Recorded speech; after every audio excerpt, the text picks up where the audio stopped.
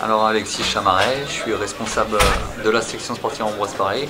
Je coordonne la section garçons, futsal extérieur et la section féminine. Et puis j'ai en charge des séances de la section garçons. Et au sein du club, juste à la Valois, je suis responsable des U19 ans nationaux. Aujourd'hui avec une casquette bien particulière, c'était dans le cadre du Challenge Jean Leroy, préparation. C'est un rassemblement que tu as déjà vécu ou c'est une première pour toi? Non, c'est une première. Je l'ai connu par le passé avec la section Jules Renard, puisque j'étais avec la section du collège Jules Renard à Laval.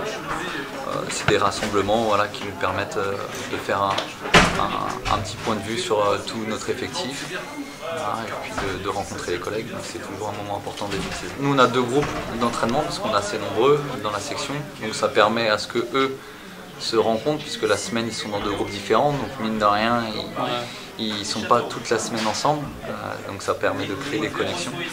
Et puis nous aussi d'apprendre à les connaître de manière différente. Quand on passe toute une journée ensemble, c'est toujours un peu différent que de passer 1h30 sur le terrain avec un rythme assez soutenu pour retourner au lycée après. Donc voilà, c'est un moment différent. Ça marche. Donc la compétition qui va débuter très prochainement, c'est le Jean Leroy. Est-ce que toi, à titre personnel, tu l'as déjà vécu ou pas du tout? Pas du tout. C'est la première fois, donc ça va être une découverte. Après, on a bien senti l'état d'esprit que c'était, et puis on connaît de réputation. Voilà.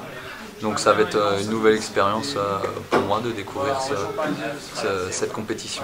Au terme de cette journée, quel discours tu as eu avec ton groupe? Qu'est-ce que tu leur as dit finalement à la fin des 3 matchs? Des choses assez classiques. L'objectif c'est de créer une identité qui est le lycée.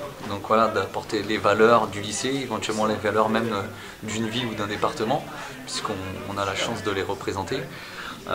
Donc il faut essayer avec des joueurs qui jouent dans des clubs différents et qui ont des âges différents, de fédérer pour pouvoir avoir cette même identité.